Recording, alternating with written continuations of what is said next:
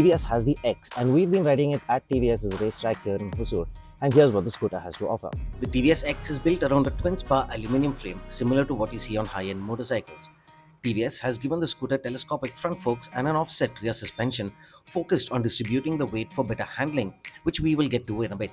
The TVS X gets a vertically stacked headlight, sporty shrouds in the front, and a minimal design at the rear with a single-sided swing arm, giving the X a sporty look.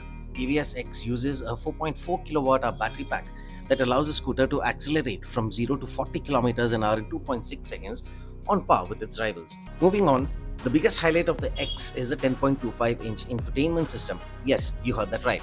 The dash is the biggest unit seen on any scooter so far, and it offers a host of connectivity features, navigation, and more.